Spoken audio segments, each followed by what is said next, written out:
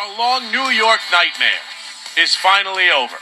The will they, won't they, Brian Daboll answer has been given to us. He is now gone. And if you think that's a cause for celebration after the following news to that, I think you're crazy. This is not a good day for the New York Giants. It's not a good day. And I know you hated him, and I know he lost a ton, and even I, by the end of it, came to the realization that no matter what I think about it being a new start or whatever else, we've gone over it a million times, there were just too many losses to his name, too many crushing defeats, too much of a team that has just been conditioned to lose. Even I got there. I still don't know if it's the best thing to do at midseason or not, but he is gone. It is over. It felt like it needed to be done, which is, for me, sad. It is. Because when you look at this thing, think of where we were at multiple different times, whether the first year, when Brian Daboll first took over after a long, like we forget, even the end of the Tom Coughlin era was ugly. Like, he was Tom Coughlin, he was a 2 Super Bowl champion, we all loved him, but even the last couple years of that was ugly. Ben McAdoo, Shermer, Judge, running QB sneaks up against our own goal line. Like, it was ugly, and he was a breath of fresh air. When he took over this team, it felt like we finally had some competence. You get to that, to where we are now. You get to even beating the Eagles this season. Yes, that meant something to me with Jackson Dart on the field. It did. So to get from that to where we are today, with Mike Kafka taking over as the interim head coach, is a sad, sad state of affairs. And it gets even worse. Because we could talk about Brian Daboll, and I feel like we've had this argument forever. You know my opinion. I finally got there. I still think he has an opportunity to be a good head coach. I think it's important, but the relationship between the coach and quarterback, and I thought they were developing that. And it does feel like, I don't think there's two ways about it, and I spoke to it yesterday. And I think it's a little unfair, but I definitely think the reason, or at least the last straw, and why Brian Daboll is no longer the coach of the New York Giants and why it happened yesterday, is because of the injury to Jackson Dart. And the perception, whether from the outside or from within, that Brian Daboll was somehow risking this young man's career life, which I think is a very, that's a damning accusation, anyone who wants to make it.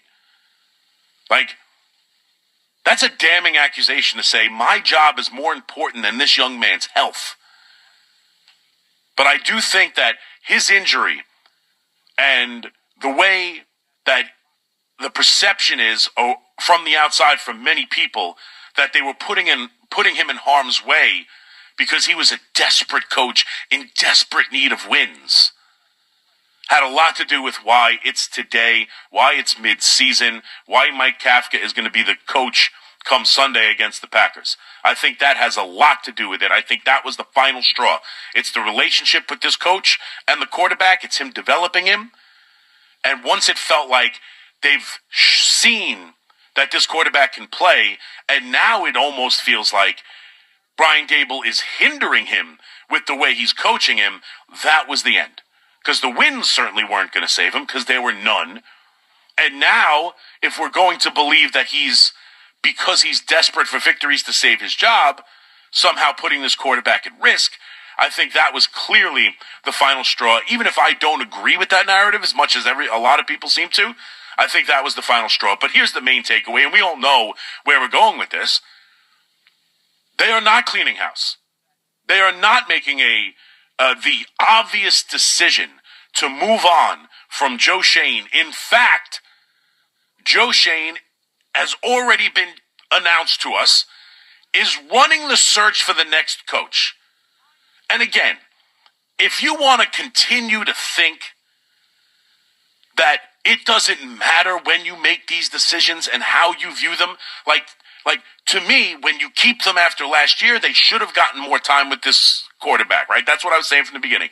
If you are going to allow Joe Schoen to hire the next head coach, lead the search, find someone he feels he can work with. He's going nowhere.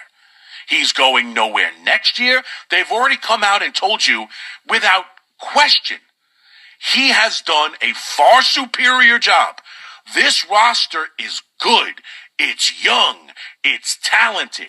And we look forward to the day that a real head coach steps in here and is able to get what we believe is in there out of these players, which to me is an absurd statement.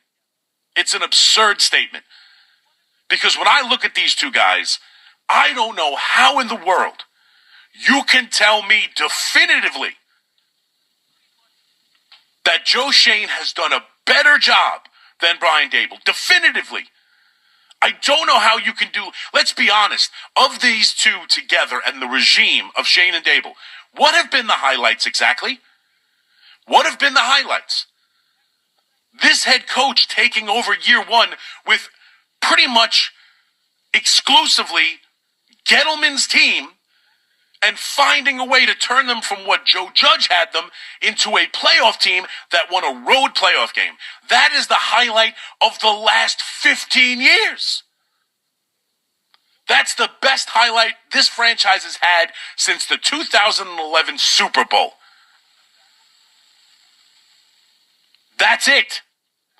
And you can't tell me that was about Joe Schoen. That was Brian Daboll taking over a roster. And let's be honest, because we talk about development with these players. What was Andrew Thomas before Brian Daboll got there? A bust of a left tackle? That, there was 4 tackles taken in that first round. They got the worst one. And what did he become the first season of Brian Daboll? What was Dexter Lawrence? And what did he become under Brian Daboll?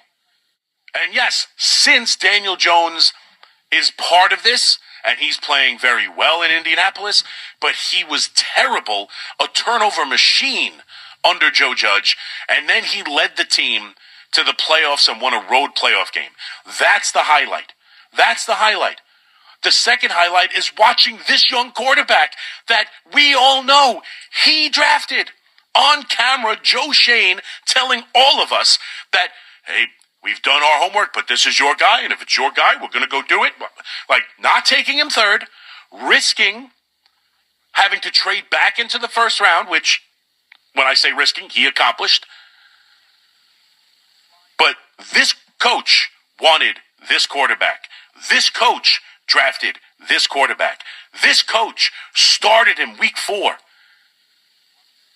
When the rest of the organization didn't.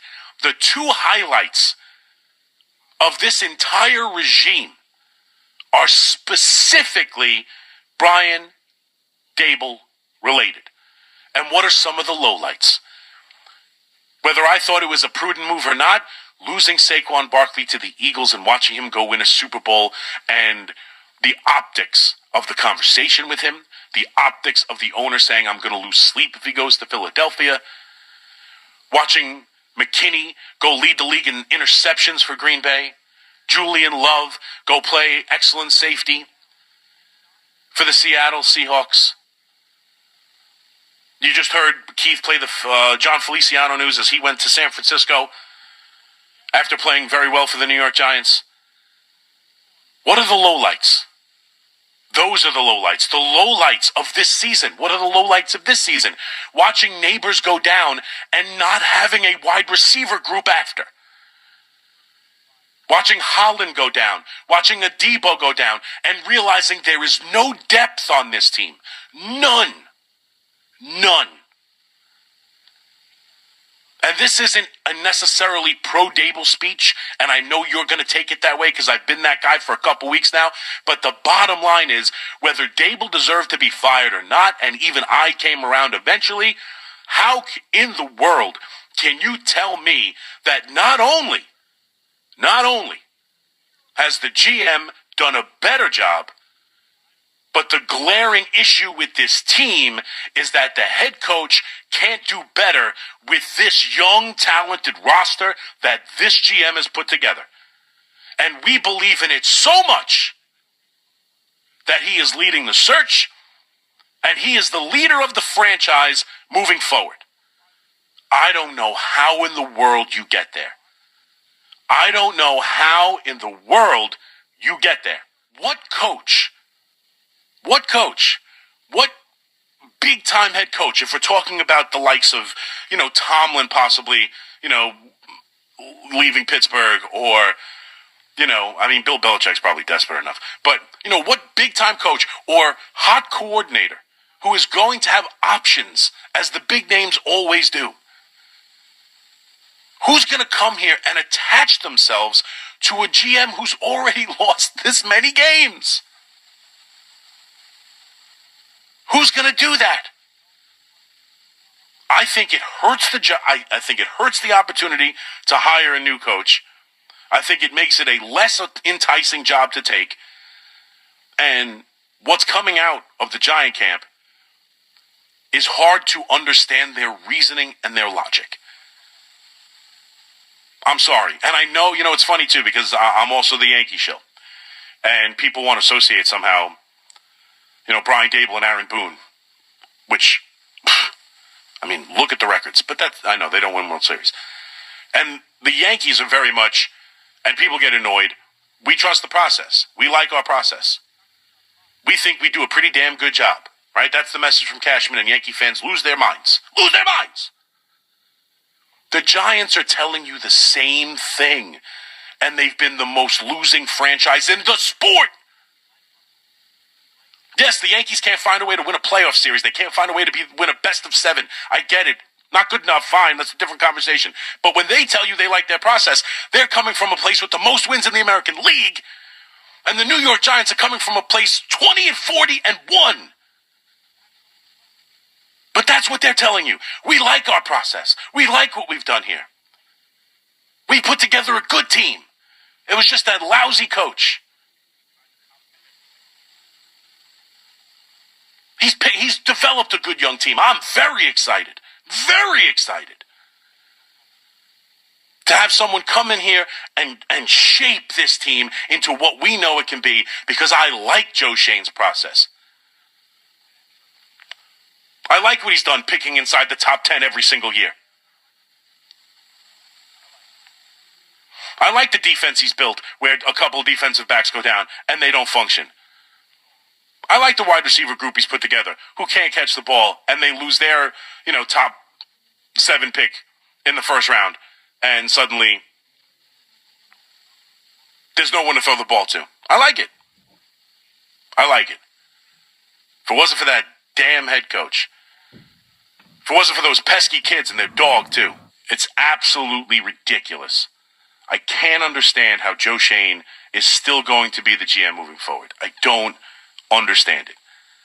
And I don't understand how anyone can tell me definitively that he has done a far better job when all of the highlights of the last 4 years belong to the head coach, and all of the biggest lows, I shouldn't say all because he's lost games. And these 4 games where they've blown 10-point leads has been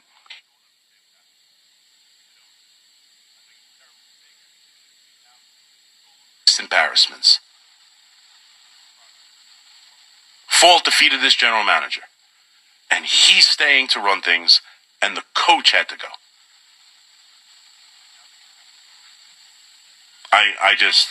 I don't understand what happened yesterday. I don't. I think it's a terrible mistake. I think they should have cleaned house, go look for a new GM, go look for a new coach, and begin this process from the beginning. Instead, they're keeping this GM. I think it makes the job less appealing. And now they're going to have to go let him choose a head coach, and let him stay here for, I don't know. Because if they lose next year, how could you do that? How could you let him hire a coach and fire him after the first? He's around. He's here. He's here.